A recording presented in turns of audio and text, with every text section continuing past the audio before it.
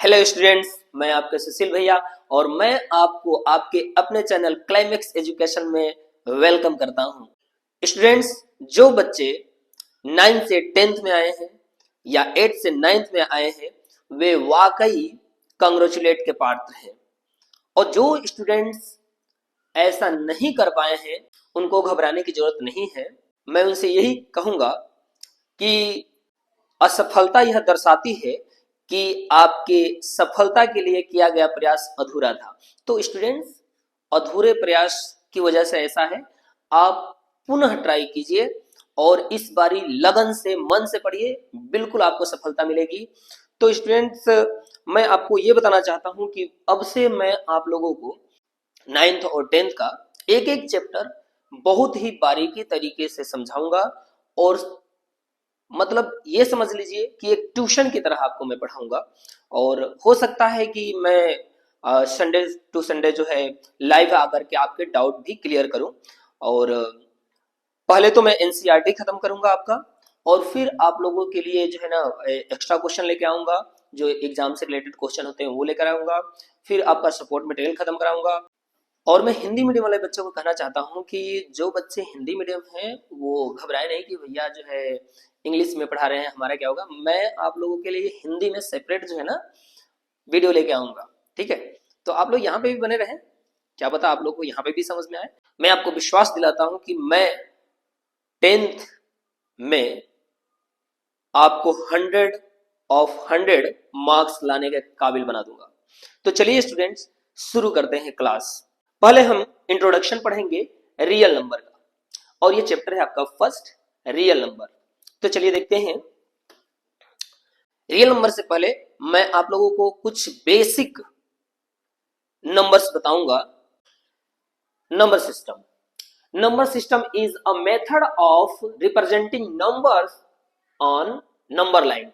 किसी number line पर किसी नंबर को रिप्रेजेंट करने के मेथड को, जैसे ये 0 है, 1 है, 2 है, 3 है, 4 है, डॉट डॉट डॉट, मान लीजिए 9 है, उसके बाद से 10 है, इस तरह से -1 है। हम इसमें सिंबल भी का प्रयोग कर रहे हैं नंबर लाइन पे, और एक रूल्स का इस्तेमाल कर रहे हैं जिस रूल्स के अकॉर्डिंग ये बढ़ते जा रहा है, ठीक है ना। एक सेट जो है तैयार हो जा रहा है बढ़ते हुए। अब इसी तरह ये रेंज कहां से कहां तक हो, 0 से 9 तक का रेंज होता है इसमें। These symbols range from 0 to 9, ठीक है ना। हम किसी भी नंबर को क्या करें, एक सेट और सिंबल के रूल्स के फॉर्म में हम लिखते हैं, और ये 0 से 9 तक के रूल्स होते हैं। अब इसमें देखिए नंबर क्या है, इसी नंबर लाइन पे हम शो कर देते हैं। जैसे आपको 0.5 शो करना है तो आप यहाँ पे शो कर सकते हैं, हाफ में 0.5 शो हो जाएगा। अगर आपको 1.5 शो करना है या 3/2 शो करना है, ठीक है, तो आप यहाँ पे शो कर सकते हैं इस तरह से। इसी नंबर लाइन पे सारे नंबरों को एक सिस्टमेटिक तरीके से, एक रूल्स के तरीके से हम इसको शो कर सकते हैं। अगर मान लीजिए कि 0 से 9 तक का हम रेंज लेते हैं, और यहाँ पे अगर मान लीजिए कि अगला नंबर 10 हमें शो करना है, तो 10 हम 0 1 और 0 लगा करके 12 शो करना है। एक जो क्या है, सेट है ये, जो इस पे शो किया जाता है, नंबर लाइन पे शो किया जाता है। इसी को हम नंबर सिस्टम के अंतर्गत रखते हैं, ठीक है। अब अगला हम देखेंगे इसमें बेसिक है नंबर सिस्टम के कुछ बेसिक जो है नंबर होते हैं उनको हम पढ़ लेंगे। बहुत सारे नंबर होते हैं, क्योंकि इसमें आप लोगों को जो जरूरी है वही पढ़ाया गया है। तो पहला है नेचुरल नंबर। तो स्टूडेंट, नेचुरल नंबर क्या होता है? नेचुरल नंबर स्टार्ट होता है 1 से। 1 2 3 4 5 dot dot dot dot dot dot infinite तक के नंबर को हम कहते हैं नेचुरल नंबर। अब बहुत सारे बच्चों को ये लग रहा होगा कि ये तो मैं जानता ही हूँ। नहीं बच्चों, आप लोग देखिए, आप लोग जो जानते हैं अच्छी बात है, जो नहीं जानते हैं उनके लिए ही है, ठीक है। तो मैं बहुत जल्दी इसको खत्म कर दूंगा, तो उसे ध्यान दीजिएगा। दूसरा है होल नंबर। होल नंबर 0 से स्टार्ट होता है, और आपसे बड़ी क्वेश्चन इसमें से पूछे जाते हैं, इस तरह के क्वेश्चन में से पूछे जाते हैं कि एक नंबर ऐसा बताइए जो होल नंबर तो हो लेकिन नेचुरल नंबर ना हो, तो वो है 0, ठीक है। तो इस तरह से आप कर सकते हैं। अब अगला है इवन नंबर। इवन नंबर वो होते हैं जो 2 से डिविजिबल होते हैं, या तो कह लीजिए कि जोड़ा जोड़ा जोड़ा, यानी क्या, 2 4 6 8 10 12 डॉट डॉट डॉट डॉट, इस तरह के नंबर को हम कहते हैं क्या, even number. Student even number की पहचान ये होता है कि इसके वंस डिजिट पे आपका आएगा 0 2 4 6 8 ये लगा रहेगा, तो इसे हम कह देंगे क्या, इवन नंबर। अब इसके ठीक उल्टा ऑड नंबर। ऑड नंबर क्या होता है, 1 3 5 7 dot dot dot dot dot infinite तक, इस तरह के नंबर को हम कहते हैं ऑड नंबर, और ये 2 से डिविजिबल नहीं होते हैं। अगला है कंपोजिट नंबर। वे नंबर्स जिनके मोर देन 2 फैक्टर्स हो उन्हें हम कंपोजिट नंबर कहते हैं। लेकिन मैं कहता हूं कि 2 है तो 2 को आप क्या लिख सकते हैं, 1 मल्टीप्लाई 2। अगर 3 को कहूं तो 3 को लिख सकते हैं 1 मल्टीप्लाई 3, इसके आगे नहीं लिख सकते आप। अगर मैं 4 की कहूं, 4 को आप फैक्टर कीजिए तो इसमें आप लिख देंगे 2 1 मल्टीप्लाई 1 मल्टीप्लाई 2 मल्टीप्लाई 2। अब देखिए इसमें क्या हो गया, मोर देन 2 फैक्टर्स हो गए। इस तरह के नंबर को जो है हम क्या कहते हैं, कंपोजिट नंबर कहते हैं। या सिंपल भाषा में ये समझ लीजिए कि जो दूसरे के टेबल में आ जाए, ठीक है, दूसरे के टेबल में आ जाए उसे हम कह देंगे क्या, कंपोजिट नंबर। लाइक इसमें हो जाएगा आपका 4 6 8 9। अब आप ये सोच रहे होंगे 9 नहीं होगा, 3 3 जा 9 होता है, दूसरे के टेबल में आ जाएगा ये। 10 12 14 15, इस तरह के नंबर को हम कहते हैं क्या, कंपोजिट नंबर। ठीक है, तो ये हो गया। अब वे नंबर्स जिनके मोर देन 2 फैक्टर नहीं होते हैं उनको हम कहते हैं प्राइम नंबर। अब प्राइम नंबर क्या है, जैसे मैं बता रहा था अभी आप लोगों को 2 3 5 7, इस तरह के नंबर जिनको खुद के ही टेबल में आते हैं, जैसे 17 13, ये जो नंबर होते हैं वो अपने ही टेबल में आएंगे, ठीक है, और उनके केवल 2 ही फैक्टर होंगे, उसी नंबर को हम कहते हैं प्राइम नंबर। ठीक है, तो जैसे ये हो गया 2 3 5 7 11 13 17 19, इस तरह के नंबर जो है क्या होते हैं, प्राइम नंबर होते हैं। अब आता है रेशनल नंबर क्या होता है। रेशनल नंबर आप लोगों ने 9th में पढ़ा था, फिर भी मैं यहाँ पे बता दे रहा हूँ आप लोगों को, वे नंबर्स जिनको हम p बाई क्यू के फॉर्म में लिख सकते हैं उसे हम रेशनल नंबर कहते हैं। अब p बाई क्यू के फॉर्म में किन किन नंबरों को लिख सकते हैं, तो बेसिक में आप लोगों ने पढ़ा होगा, जैसे मान लीजिए 0.5 है,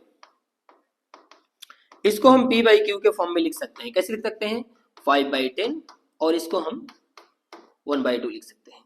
अब जो बच्चे इसमें और भी जिनको दिक्कत लग रहा हो कि सर ने ऐसे कैसे लिख दिया जल्दी से, तो आप लोग क्या करेंगे कि 0.5 है उसमें 10 से मल्टीप्लाई कीजिए और नीचे में भी 10 से, तो इस 10 से मल्टीप्लाई करने पर ये ओनली 5 हो जाएगा, 5.0 होगा, बट पॉइंट के बाद 0 नहीं लिखेंगे हम, नहीं लिखते हैं, तो 1/2 यहाँ से इसे हो जाएगा। तो ये नंबर जो है ना क्या कहलाएगा, prime number, real number, rational number कहलाएगा। ठीक है, तो ये रेशनल नंबर है।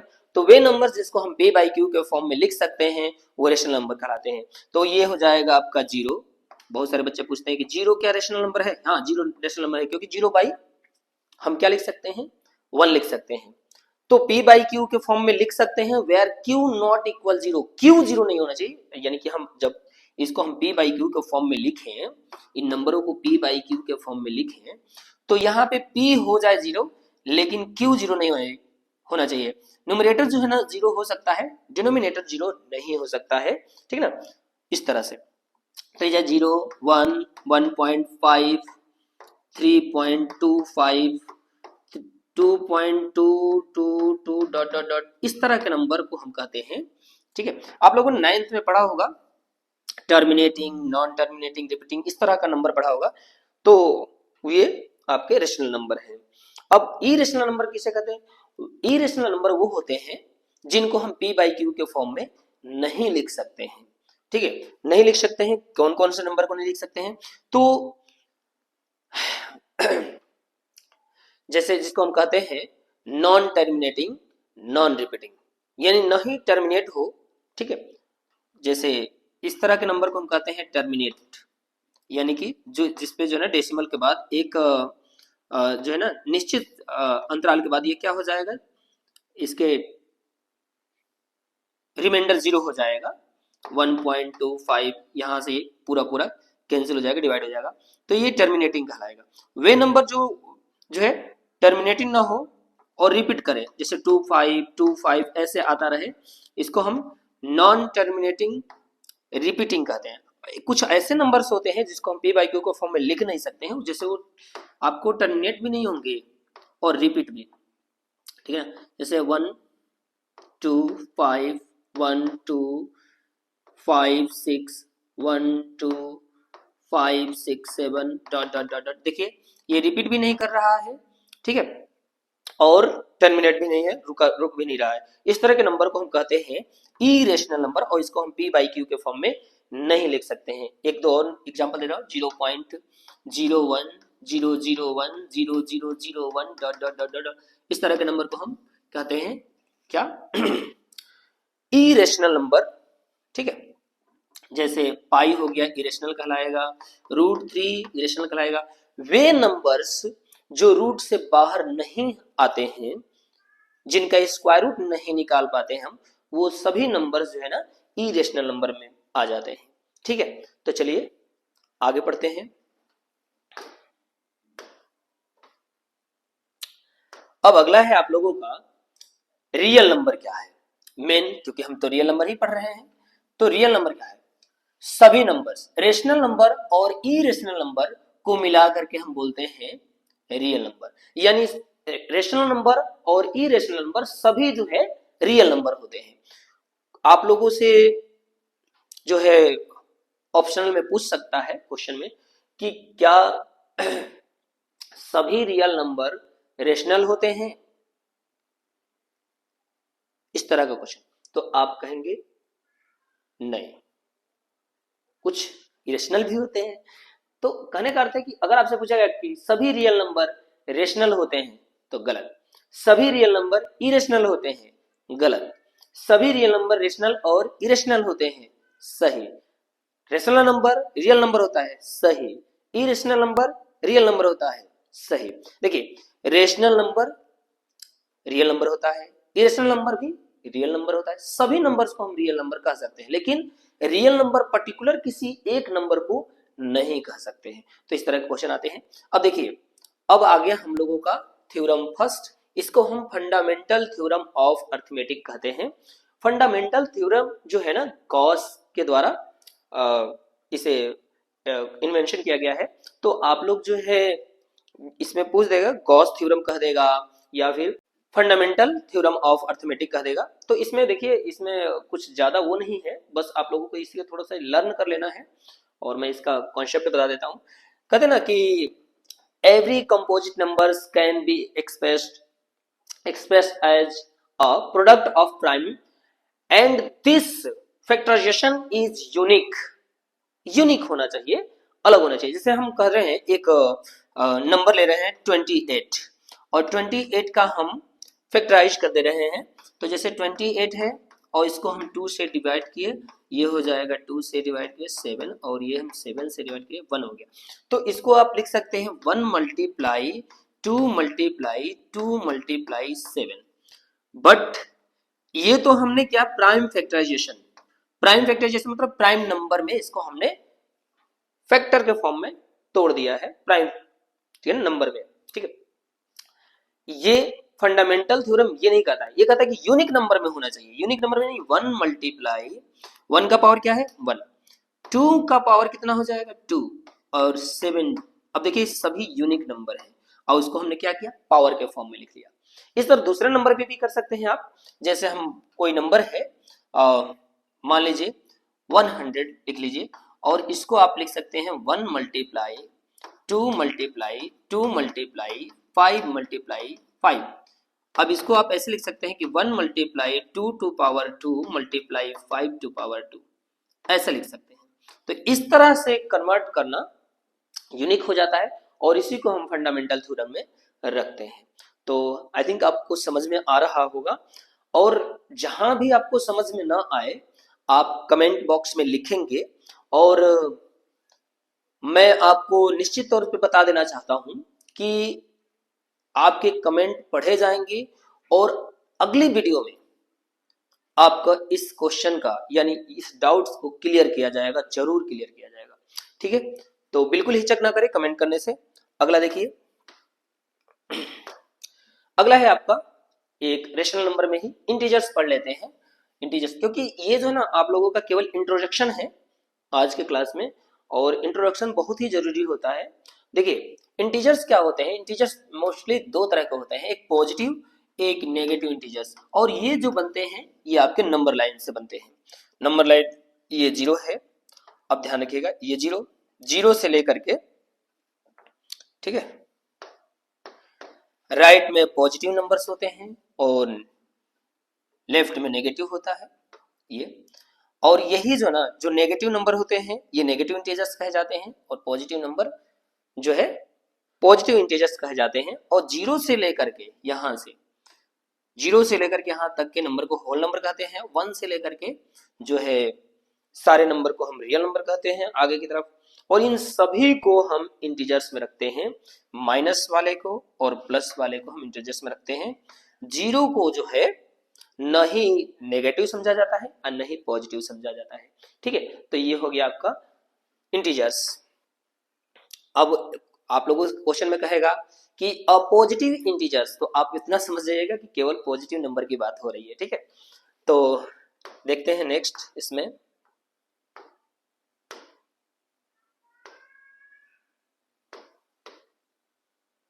अब यहाँ ये मोस्ट इंपॉर्टेंट है, इसके बाद से आपका क्लास चालू हो जाएगा। दो नंबर्स का HCF, अगर मान लीजिए दो नंबर A और B दो नंबर हैं, उसका HCF और उनका LCM दोनों नंबर का प्रोडक्ट दोनों नंबर के प्रोडक्ट के इक्वल होता है। कहने का अर्थ यह है कि अगर दो नंबर आपके पास है, एक है 24 और दूसरा है 18, तो इनका जो एलसीएम होगा, बच्चों देखिए एलसीएम जो है ना आसान तरीके से मैं एक निकाल के दिखाता हूं जो आप लोग को बिल्कुल सिंपल लगेगा। 24 को आप क्या लिखेंगे, 1 मल्टीप्लाई 2 मल्टीप्लाई 2 मल्टीप्लाई 2 मल्टीप्लाई 3, ये फैक्टर करके मैं निकाल रहा हूं इस तरह से। 24 का फैक्टर कर दिया इस तरह से, 2 2 जा 4 2 जा 8 3 जा 24। इसी तरह इसको हम लिख देंगे 2 मल्टीप्लाई 2 मल्टीप्लाई 3 मल्टीप्लाई 3, यानी 1 2 जा 2 2 2 जा 3 2 3 जा 6 6 3 जा 18। अब यहाँ पे जो होता है जितने भी ओड होते हैं, ओड नंबर यानी कि यूनिक नंबर दिख रहे हैं, उसको लिख लेंगे एलसीएम में। एलसीएम क्या होता है एलसीएम भाई, देखिए 1 है 2 है 3 है ना, यूनिक नंबर में लिख लेंगे 1 मल्टीप्लाई, अब देखिए यहाँ पे 1 है 2 है 3 है ये सब ना, तो लिख देंगे 2 एंड मल्टीप्लाई 3। अब देखेंगे हम मैक्सिमम बार कौन से हैं, 1 ही लिख देंगे। 2 एक जगह पे मैक्सिमम बार कितना है, यहाँ पे देखे तो एक बार ही है, यहाँ पे देखे तो 3 बार है, तो इसको हम 3 लगा देंगे एलसीएम में। अब देखिए यहाँ पे 3 जो है एक बार है, लेकिन एक जगह पे यहाँ पे 3 क्या है 2 बार है, तो यहाँ पे आप 2 लगा देंगे और इसको मल्टीप्लाई कर देंगे, तो क्या हो जाएगा 1 1 जा 1 और 2 2 जा 4 2 जा 8 और 8 3 जा 24 और 24 3 जा, देखिए मल्टीप्लाई कर रहे हैं, ये 3 बार है ये 2 बार है, इसको मल्टीप्लाई कर रहे हैं, तो कितना हो जाएगा 2 2 जा 4 2 जा 8 8 3 जा 24 और 24 3 जा 72, इसका एलसीएम हो गया। और एचसीएफ क्या हो जाएगा, जो यूनिक होगा सब में मिल रहा होगा, एचसीएफ क्या हो जाएगा स्टूडेंट, तो इन दोनों में जो मैच करेगा वो लिख देंगे, ये 2 मैच कर रहा है, फिर ये 3 मैच कर रहा है, और ये हो जाएगा 6 इसका एचसीएफ। ये जो फॉर्मूला कर रहा है स्टैंडर्ड फॉर्मूला है एक तरह का, इसे कह रहा है कि एलसीएम मल्टीप्लाई एचसीएफ इक्वल होता है first number multiply second number. तो यहाँ पे एलसीएम क्या है 72 और एचसीएफ क्या है 6, और नंबर ए क्या है इसमें, नंबर ए है 24 और नंबर 2 क्या है 18। इन दोनों का अगर हम मल्टीप्लाई करें तो 6 2 जा 12 और 6 7 जा 42 और ये 43 हो जाएगा इस तरह से। और नेक्स्ट करें अगर इसमें हम इसको मल्टीप्लाई करते हैं तो 18 4 जा 72 और 18 टू जा 36 और 7 36 और 7 हो जाएगा 43 और ये देखिए दोनों इक्वल हो जाएगा। ये फॉर्मूला है। इसमें क्वेश्चन कैसे आते हैं, तो क्वेश्चन आएंगे कि आपको एचसीएफ दे देगा, एलसीएम दे देगा और एक नंबर दे देगा, दूसरा नंबर आपसे कहेगा कि फाइंड कीजिए, या फिर आपको एलसीएम दे देगा फर्स्ट और सेकंड नंबर दे देगा, कहेगा एचसीएफ फाइंड कीजिए। तो आप इस पे रख करके, इस फॉर्मूले पे रख करके आप इसको फाइंड कर सकते हैं। तो चलिए अब देखते हैं अगला। हाँ जी स्टूडेंट, अब आ गया आप लोगों का एक्सरसाइज। तो मैं आप लोगों की एक्सरसाइज जो है ना इसके बाद वाली वीडियो में बताऊंगा। तब तक के लिए धन्यवाद।